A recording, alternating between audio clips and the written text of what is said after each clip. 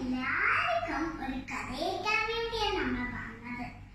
അതിന്റെ നമ്മുടെ വീട്ടിലും നാട്ടിലും കളിക്കുന്ന ചുറ്റി കളിക്കുന്ന ഒരാളാണ്. പേര് ഒരു ദിവസം ഒരു ചൂട് പാല് എടുത്ത് നക്കി. അപ്പൊ അവര് ഇങ്ങനെയാ കരഞ്ഞത്.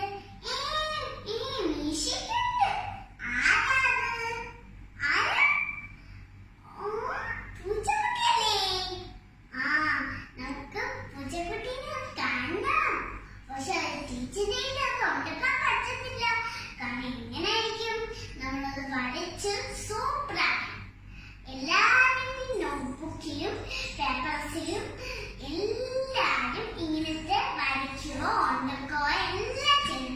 അങ്ങനെയാണ് നിങ്ങൾ എല്ലാവരും ടീച്ചറിന്റെ അടുത്ത് കാണിച്ച് വീഡിയോ എല്ലാം ആക്കണം.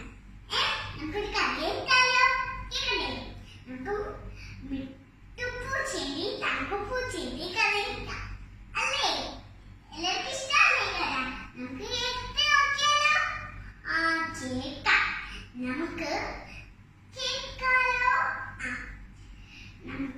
ഒരു ദിവസം ഒരു വീട്ടിൽ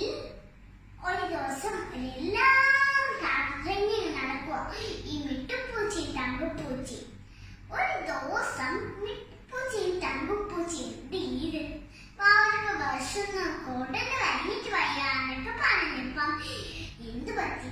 അവർ വഴിയിൽ വരുന്ന വെച്ച് എന്താ കണ്ടത്? നല്ല നെയ്യപ്പം അല്ലേ? നല്ല നെയ്യപ്പം. അത്